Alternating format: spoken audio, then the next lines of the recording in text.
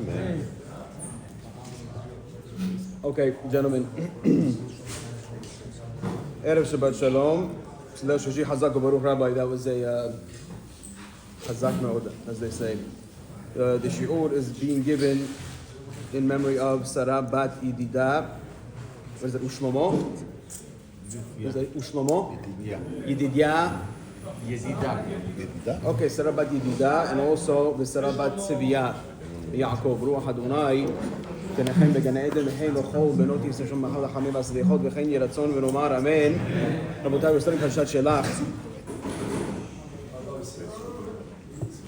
Shelach is famous for the Chet of the Meraglim, of the spies that came back with a negative report on Eretz Yisrael. To analyze the pasuk, I did come to say a big chidush from Rabbi Shimon, but before I get there, I want to give you an introduction. The Torah says in this week's Parshat, in Perek Gimel Pasuk Chaf, I'm quoting the pasuk. It says, Moshe Rabbeinu was talking to the spies, and he says as follows: Uma haaretz Hashem enahi im raza hayish ba'etz im ayin. He's telling the spies, go check out the land. Hashem enahi. What's Hashem enah? If it's fat, if it has goats, im raza, or is it skinny? Hayish ba'etz im ayin. What does that mean? Hayish ba'etz im ayin. Does it have any? Doesn't have any trees. If it has any trees, you have to be strong. Take the pehot. What does that mean? And the days were yemei bikurei anavim. What does that mean? Ron, what does that mean? So you're saying it was the day? It was the day of the grape harvest. Hazaku Baruch. My first question is obvious. What does it say? Hayesh ba'etz im ayin. Does it have any trees? Rabotai, let me ask you a very simple question. Have you ever been anywhere in the world, that doesn't have any trees? Huh? No, there is. You ever been? Maybe the desert. The desert has a few places. The desert has a few places, for sure. I agree. Desert definitely doesn't have too many trees. But I'm assuming, everywhere. If HaKadosh Baruch Hu is promising, Eretz V'Halav Duah, which is the land, the promised land, v'chulei, I guarantee you there's going to be at least one or two trees over there. So what does Moshe Rabbeinu mean when he says, Hayesh ba'etz im ayin? Does it have any trees or not? I want to tell you what the Al-Sheikh says. Al-Sheikh says, what does it mean if it has any trees?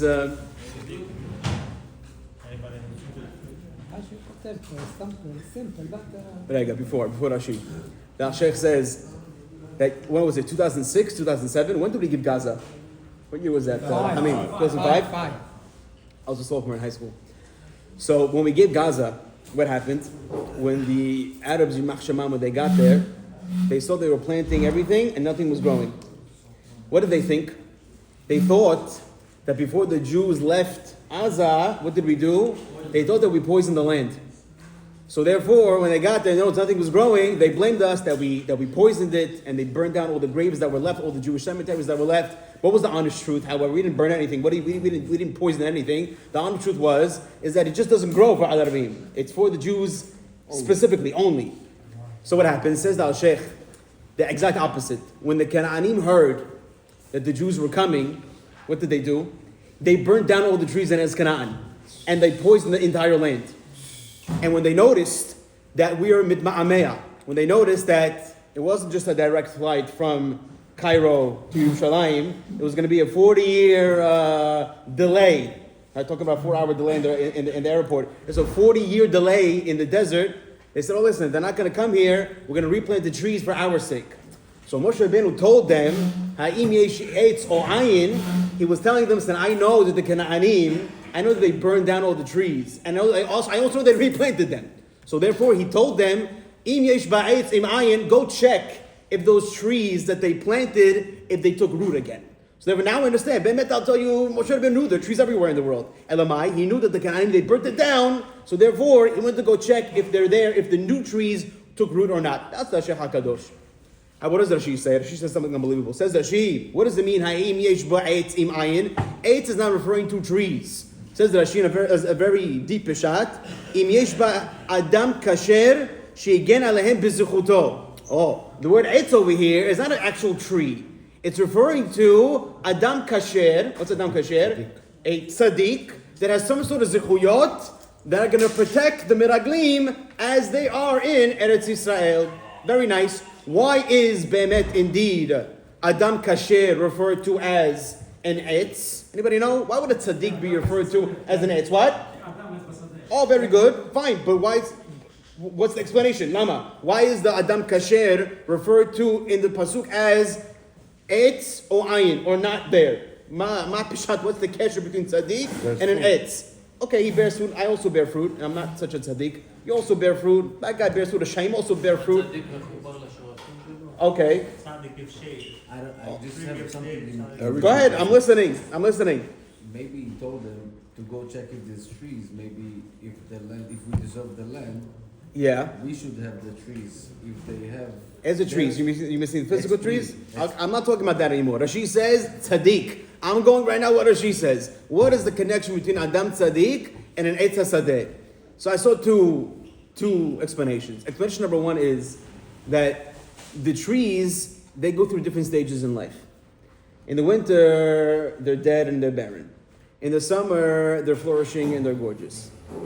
Says the Rabbi that the same thing applies to tzaddikim. A person should never think that a tzaddik is always on a high.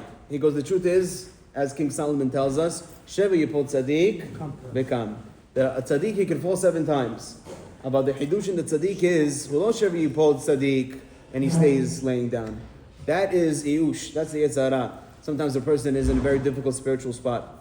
That in his life, everything seems to be going wrong. He doesn't have good shalom bayit, and his kids are not listening to him, and his parnasah is not doing so well. And he stops coming to shaharit maybe, stops learning Torah at night, and slowly but surely he begins to hang out with the wrong friends, maybe look at things he's not supposed to be doing. And he thinks, you know what? I'm lost. I'm considered a guy that has no chance of going anywhere anymore.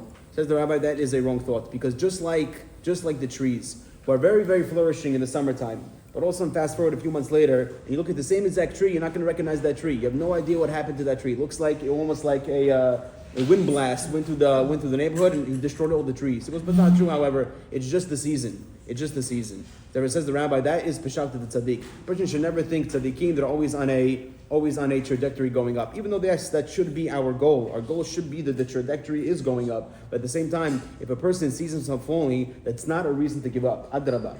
The best part of a tzaddik is that he knows himself, that he knows that even though I fell, and even though I might have looked at something I wasn't supposed to, and even though I might have spoken that piece of lashon, and even though I might have fought with my wife, that doesn't mean that I cannot continue and get up and try doing my best. Therefore, says the Rabbi, the reason why Adam Kasher is compared to the tzaddik, because just like the etz, he dies but he gets back up, so too the tzaddikim, even though they feel themselves spiritually dead, the hidush of them is they're able to get up back again. That is one pishat of why the Adam Kasher is referred to in this pasuk at least as an etz. As a alternative pishat, our rabbis tell us that the trees themselves, they have many functions. Yeah, Roma, they have many functions. What's the function of a tree? I can make a lot of things from a tree. What can I make? I can make wood. I can make wood for fire. I can make furniture. I can make paper. I can make toothpicks. Wood is very, very versatile. However, the tree only gives off this versatility only if you destroy it completely.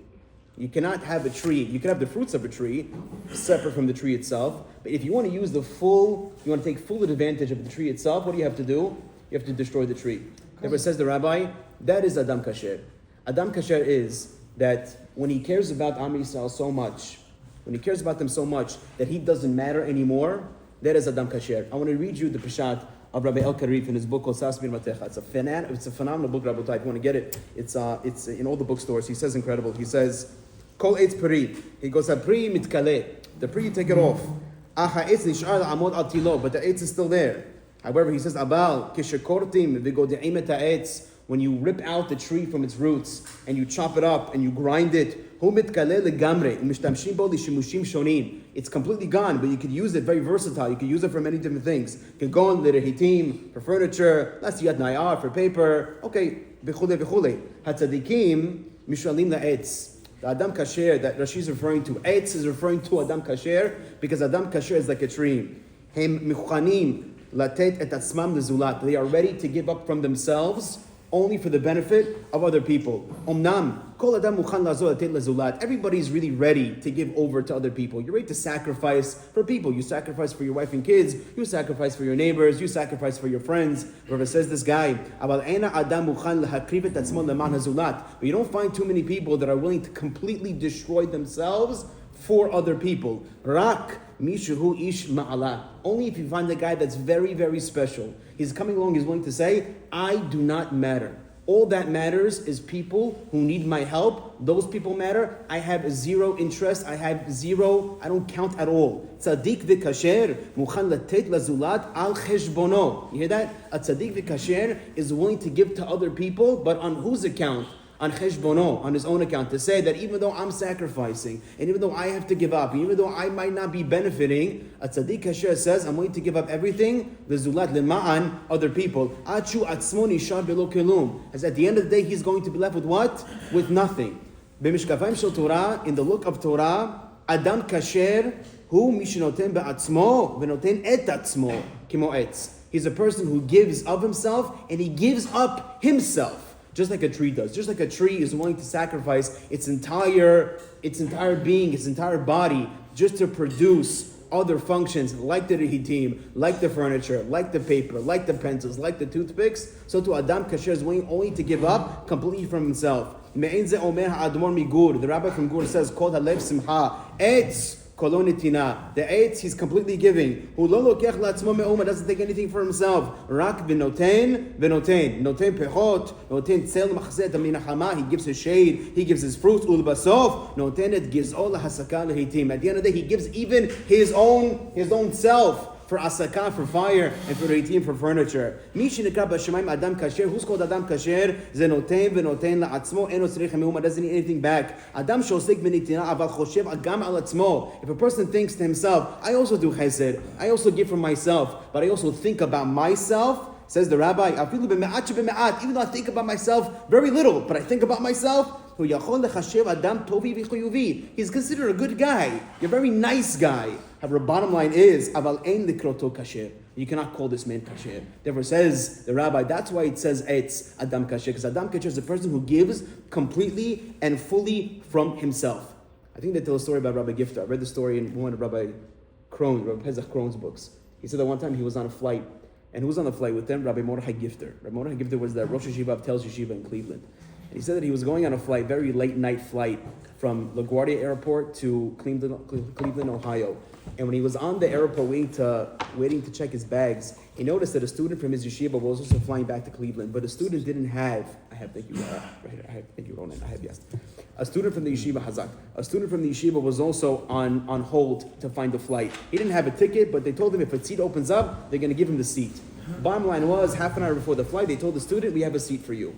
Anyway, he gets on the flight. I guess back in the day, they used to have kosher meals. Because they don't give kosher meals now. If you're flying domestic, they don't give kosher meals anymore. They give you a bag of potato chips. They give you a bag of potato chips and some peanuts and some pretzels. But back in the day, they used to give the kosher meals over. So the boy was sitting in his seat. Again, this wasn't officially his seat. He was just on the waiting list, and he got the seat.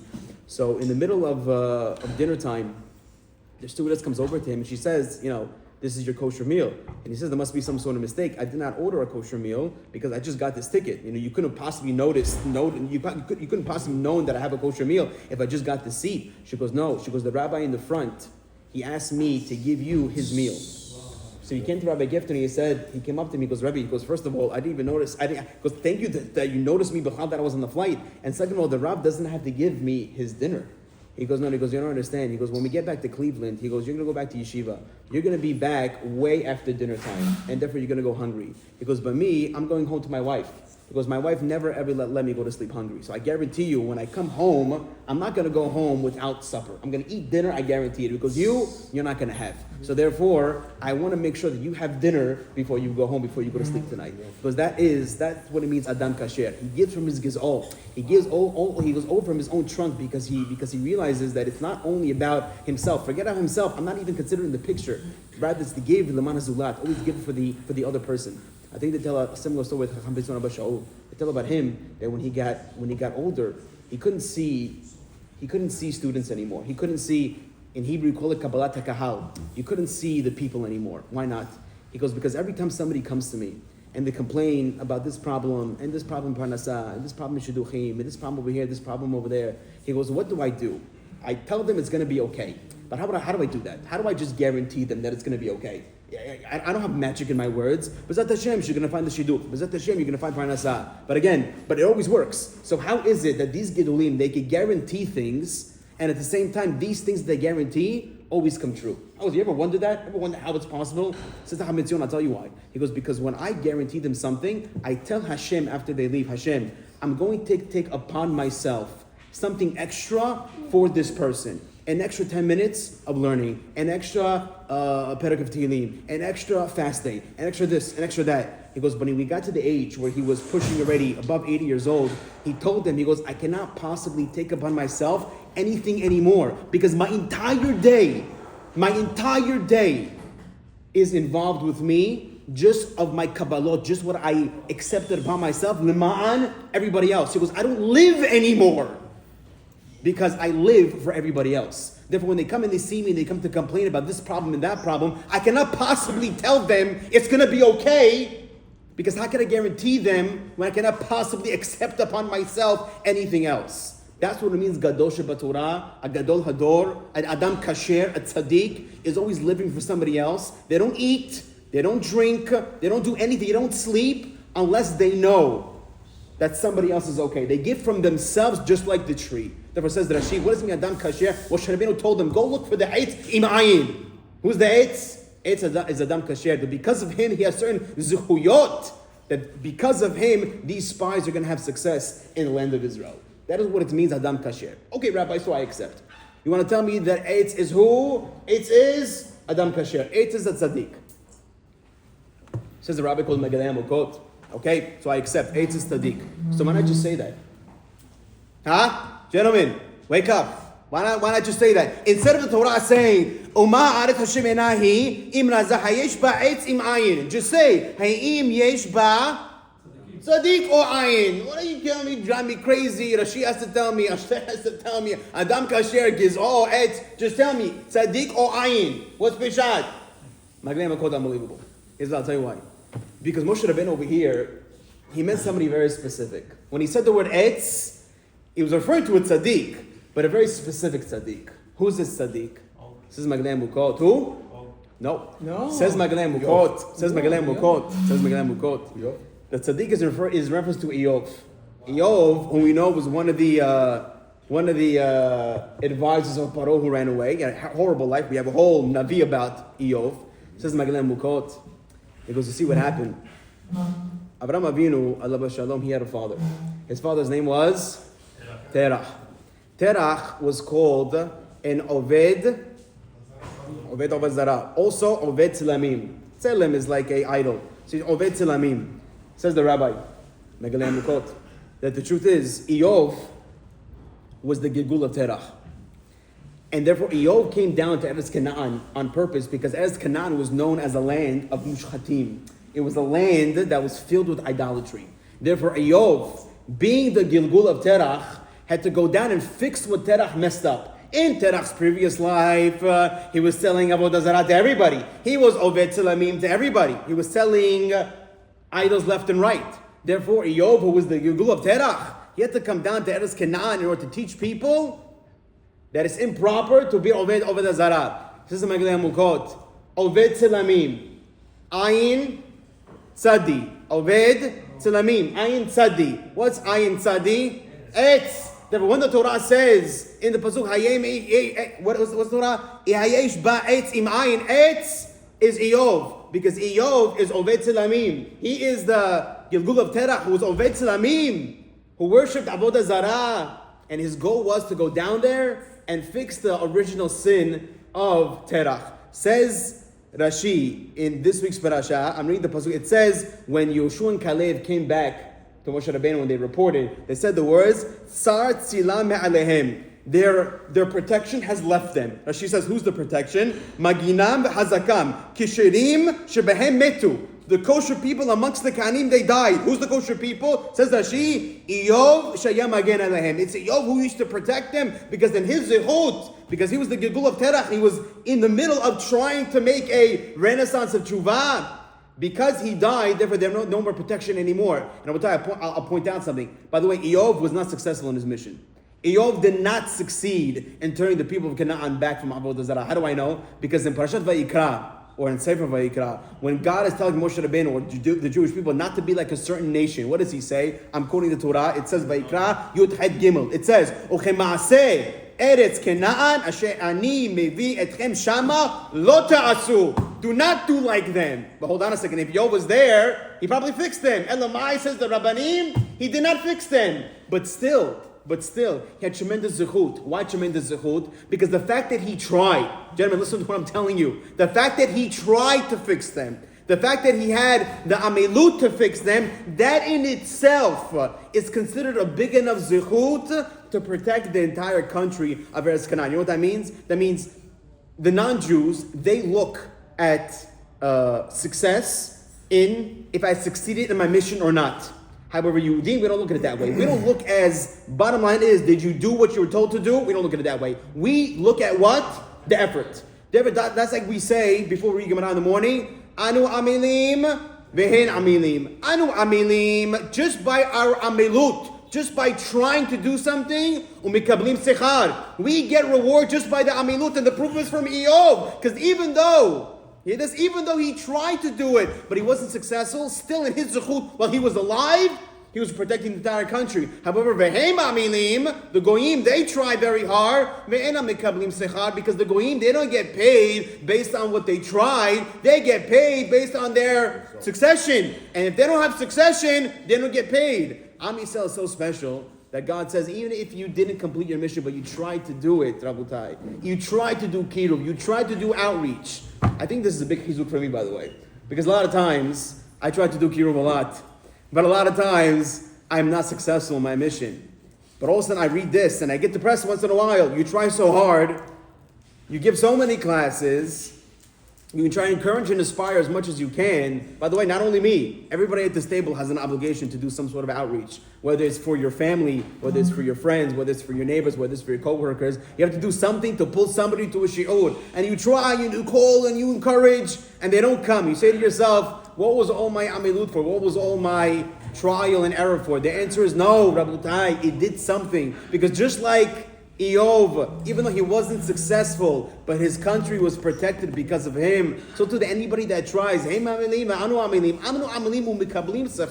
but they do not. Therefore says the Rabbi, that's why Dafka the Torah calls the Eitz over here the Tzadikim Eitz, because it was in reference to Eov, who was the Gilgul of Terach. Therefore I think it's a wonderful interpretation of what's Peshat in these Pisukim. Okay, anyway, Rabotai, that's just an introduction. What I really came to tell you was in the Hemshech of the Torah. What does it say in the Pisukim? I'll continue reading the Pasuk. What does it say?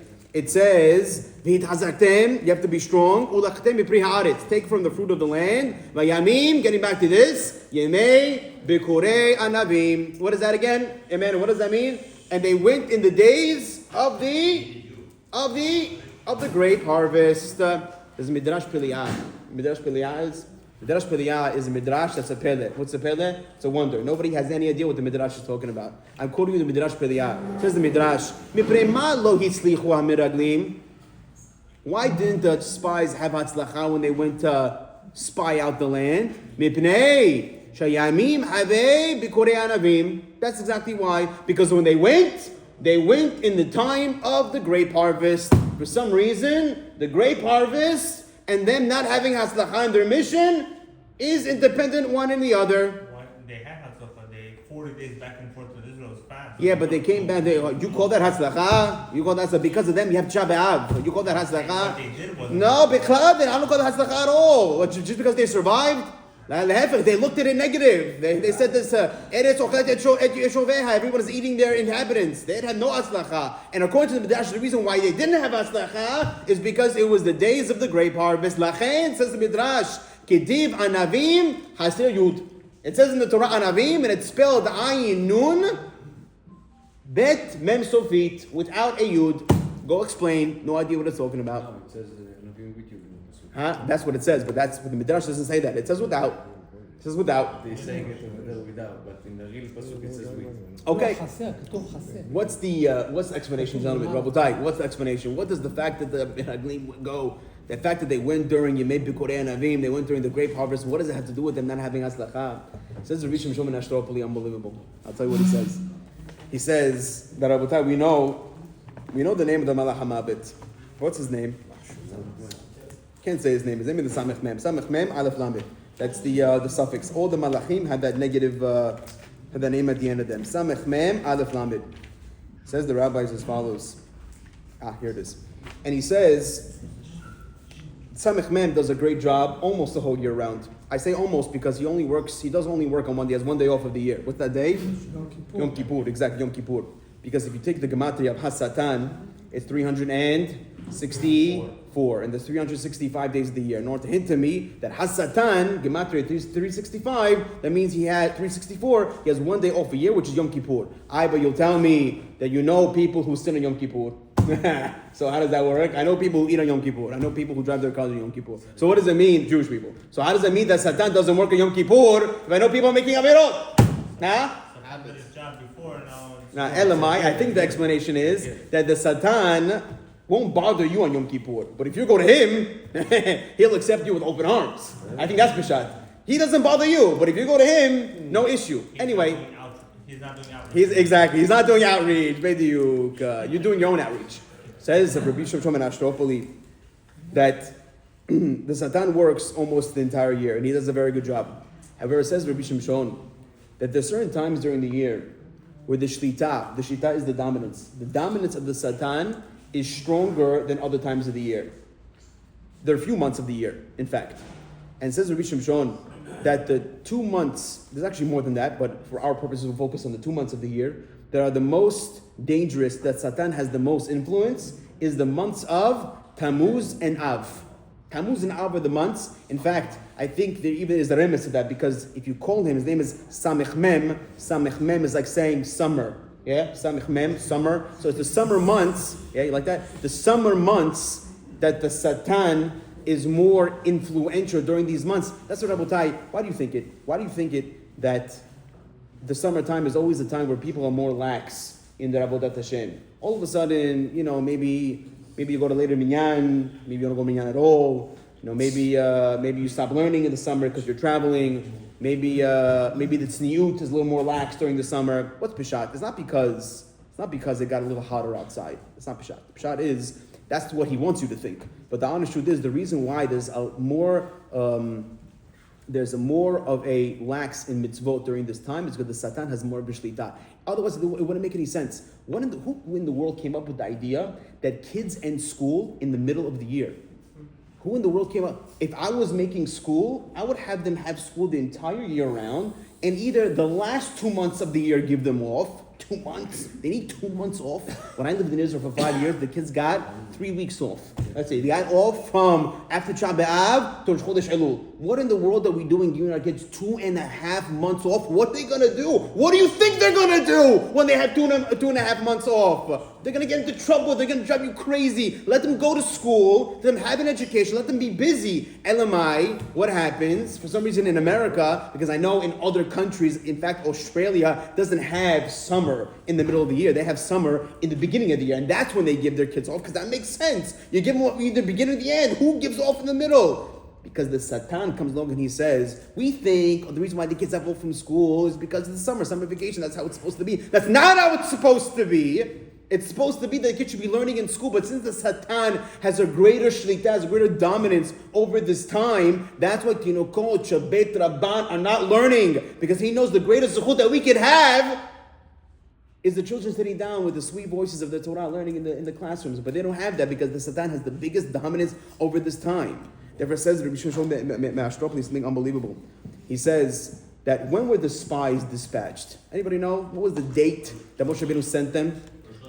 No, actually close. Rashi says they were sent on 29th day of Sivan, which is next week. 29th day of Sivan, they were sent to go spy out the land of Israel. They were there for 40 days. They came back on Chet Be'av, right before Tisha B'Av. Therefore says Rabbi Shimshon ben Ashtrapoli, what do we see from here?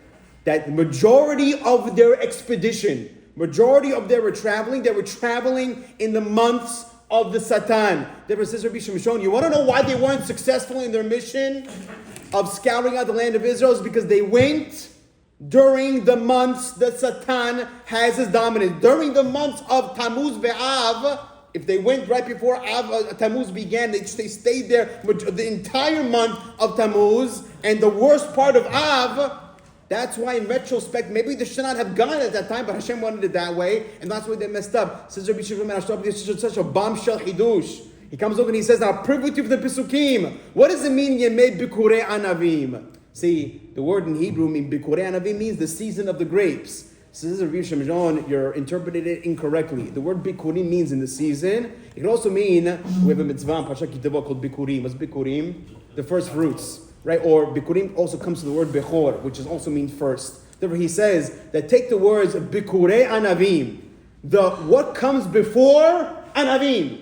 What in the world does that mean? What comes before Anavim? Says the Rabbi, look at the Aleph Bet. What are the letters that come before the letters that spell Anavim? Don't guess Rabotai. For the benefit of our members, I have an alphabet right next to me, and I have an Aleph Bet right in front of me. Here we go. Wow, look at that. All of a sudden, says the Rabbi, no problem. The words, the letters before Anavim. Letter before Ayin is a Samach. Letter before Nun is a Mem. Letter before Bet is an Aleph, and letter before Mem Sofit is a Lamed. Bikurei Anavim. The letters before Anavim is the same exact letters as Sam Mem Aleph Lamed. In order to tell me the reason why they messed up. Going back to the Midrash, what did the Midrash say? Midrash said, Lama lo islichu miraglim.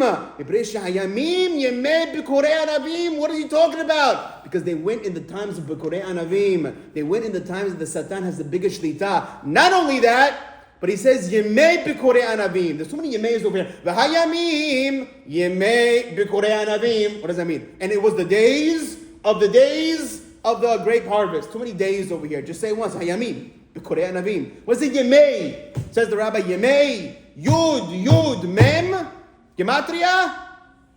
60. How many days are there in Av Tammuz?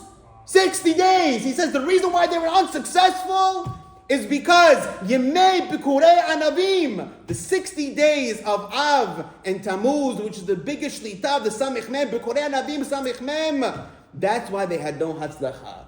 And that's why the name Satan, the name Samech Mem is somehow connected to Anavim, because this was the time, that's why they had I Hatzlacha, they weren't able to be successful in their mission, is because it was Yemei Bikurei Anavim, it was the time of the summer, the time of the summer where people are much more relaxed and much more lazy when it comes to Avodat Hashem, because the Satan is around us. Satan is Meraked Benenu, he's dancing in between us because he knows that these days he has more of a shlita. But I have to ask you a question. It's a gorgeous Rabbi Shimshon, nachon? It's an amazing thing, that amazing hidush that he says. The question is, what is Bemet the connection? Why Dafka did Hashem choose to say that Bikurei Anavim, it's the grapes that have the name of the Satan right before it? Ma kesher grapes, ma kesher Satan. What's the connection between grapes and Satan? I mean, I think everybody here was smart. I think we can figure it out. We can figure it out. All those nice things. No, the same thing. I want to read you what the Kli Yakar says in Parshat Vayishlach. Kli Yakar. This is going on the episode where the Satan was wrestling Yaakov Avinu. We remember that episode? It says Kli Yakar. I'll read you his words. Achar. Most of the rabbis, they come along and they say, Shamalach zeh, this malach that was fighting Yaakov, hu samech mem. Yeah? Sarosh shel Esav, and he kras samech mem. Why is he called samech mem? That's a side point. Why is he called samech mem? I would assume that every single angel, they're called their name because they have a mission, like we explained maybe 2 weeks ago. But why is Raphael called Raphael? Because his job is to heal, the rapot. Why is Gabriel called Gabriel? Because he's the malach of Gibura, he's the malach of destruction. Why is the Samech Mem called Samech Mem? What is his matara? What's his responsibility? What's his goal? Poison. I like that answer. That's a gorgeous answer. Poison. His job is to poison us. Can I tell you what the Kli Yakar says? He doesn't say that. He says, the job of the Satan is to blind you. That's the job of the Esara. Is to blind you and to get you to think that something is there that is really not there. Or is he trying to get you to think that the way that you're going is the correct way to go? That's what the Satan's goal is. The goal is to blind you. Says the Yakar. How do you say the word blind in sophisticated Hebrew? Very good. Who said that? Hazak Baruch Malor Fa'el. The way you say blind is somer.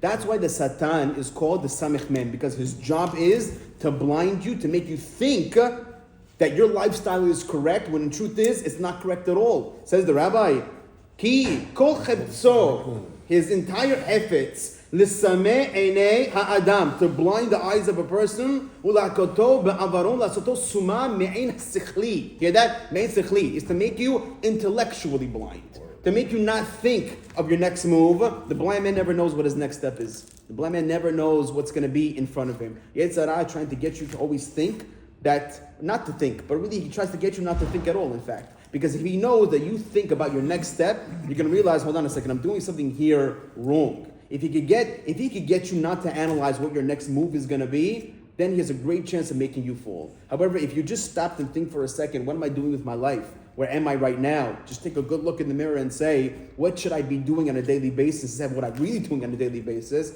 Then the Satan knows that he's not able to trick you. Therefore, his goal is to blind you in a way that you're not going to know your next step. Ayn sikhti, your intellectual blindness.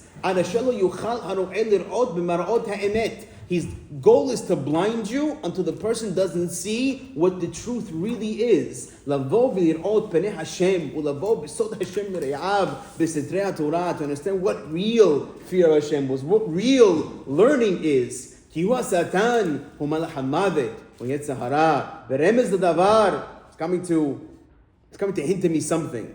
If you had to choose an element on this earth the Satan can be compared to, what element can I compare the Satan to? Says the Rabbi, it's the anavim, it's the grapes. Because just like the grapes, I don't think he literally means grapes. I think grapes is a metaphor, gentlemen. I think grapes means any type of addiction that you could have. Yes, alcohol is addicting, but any type of addiction that a person has, sometimes when you see a person addicted to something, you usually tell him, listen, buddy, you're blinded. Why do you say that? Why is it that when a person has an addiction, the lexicon is you're blinded? Because they know that whatever he's addicted to, it's not making him see straight. Therefore, any type of addiction that you have, that could be addiction to money, that could be addiction to drugs. By the way, the exact same way that you say drugs in Hebrew is also samim. Samim is drugs. And therefore also maybe, exactly, blinding your eyes. Because that's what the matara, that is what a goal of a drug is to blind you. So whatever your addiction is, whether it's drugs, whether it's alcohol, whether it's money, whether it's jealousy, whether it's who knows what your addiction is. But the goal of the Satan is in order to make you addicted. And that's why, says the Rabbi, that's why Dafka Anavim was chosen to say Bikurei Anavim. That Anavim and Samech Mem are synonymous. Because Anavim represents addiction in life. And the Satan's goal is to get you addicted. Because once he gets you addicted, he knows that you're not going to stop. Therefore says the Rabbi, Verem is a davar, ki samech mem shutafo shel anavim. Here we go. The samech mem is partners with the anavim. He's partners with the grapes. He's partners with the addiction. Shel anavim be'alpha beta, like the chidush that Rabbi Shimshon Rabbi Me'ashropoli just said. Otiyot sheniyot, in the second letters, it is otiyot anavim and samech mem. Ki kemo sha'yayin yotze min anavim shehu mishaker et adam, harihu eiver b'stam einav miyayin. Sometimes when you go to a wedding and see how the drunk man walks. How does he walk?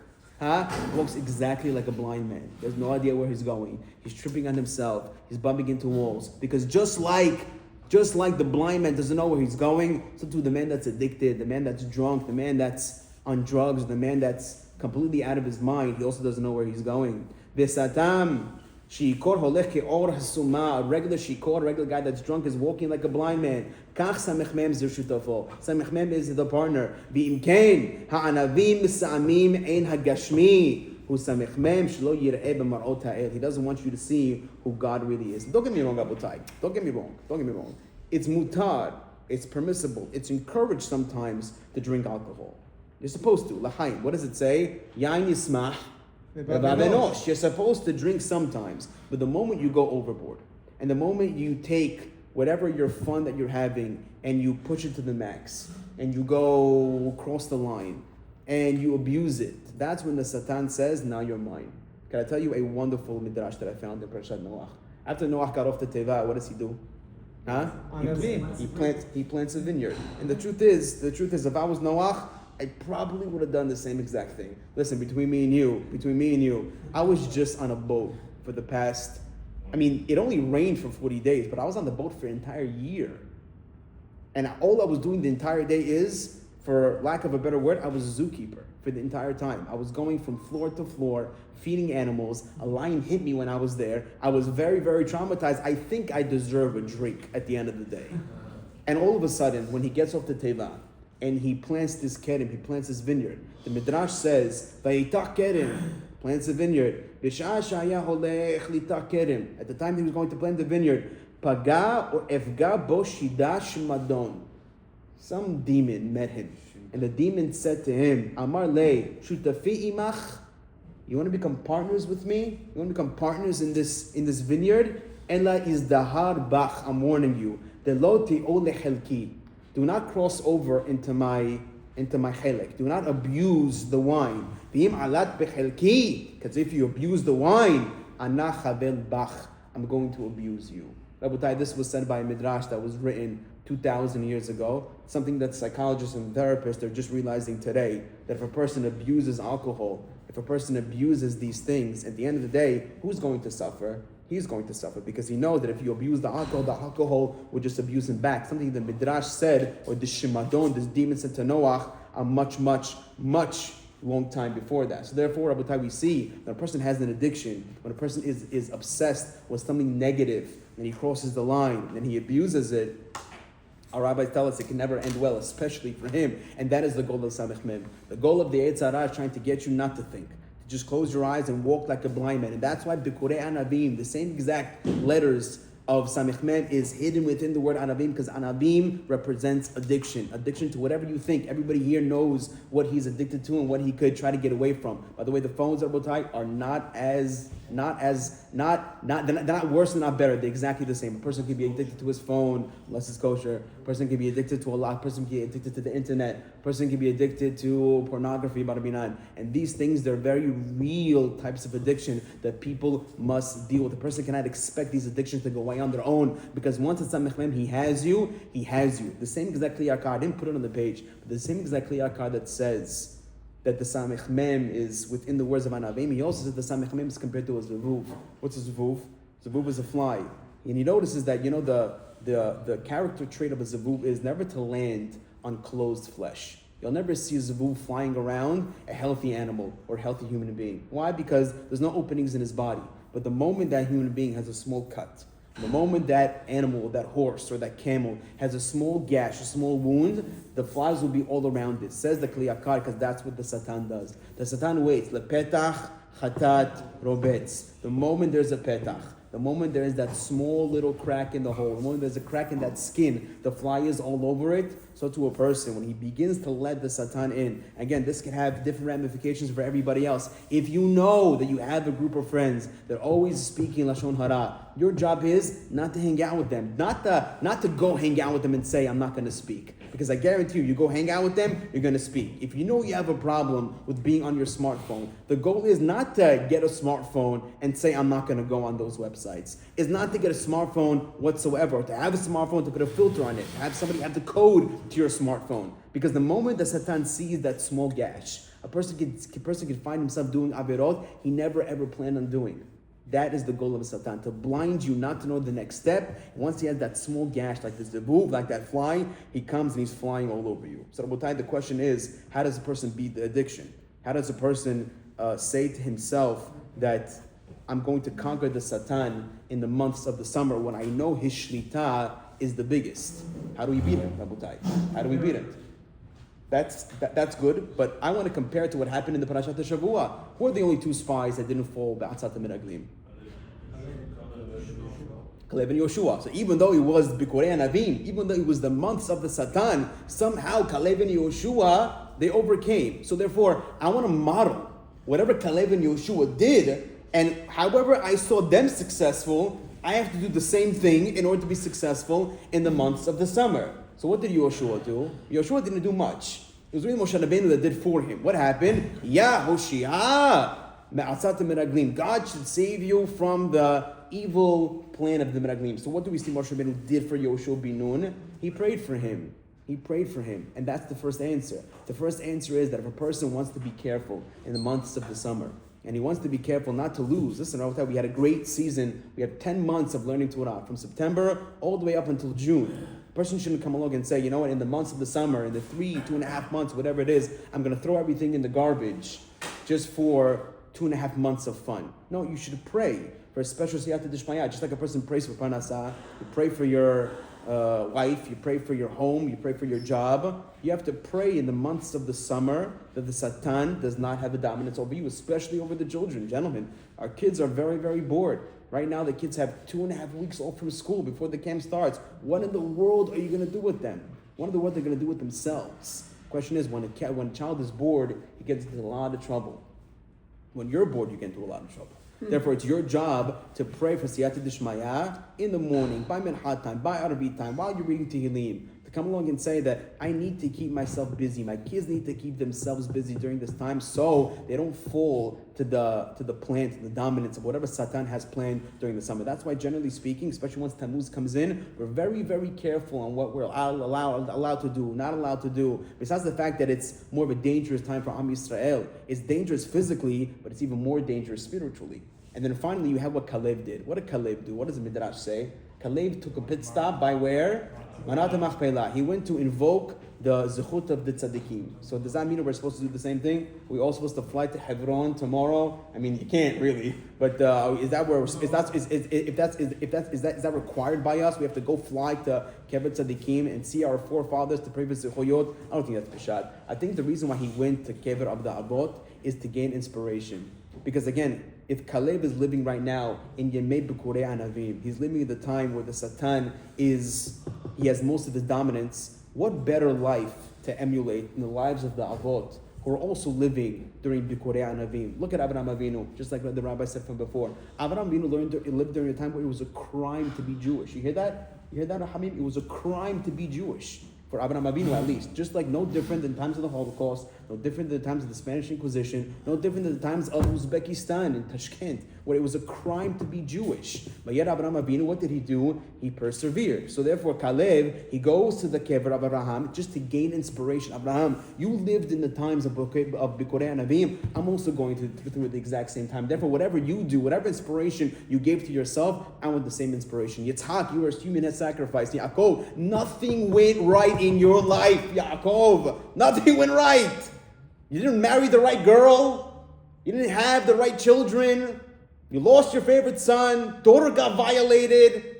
Everything went wrong in Yaakov Avinu's life. He lived a life of B'Kurei Anavim, where there was Satan everywhere. But yet Yaakov Avinu, he persevered. Therefore says Kalev, there's no better place that I have to go than the kever of the Avot in order to gain inspiration. What does that mean? Therefore, I think our obligation is not to slow down our learning at this time. How about lehefich? To increase learning at this time. If anything, during the summertime, we're more off.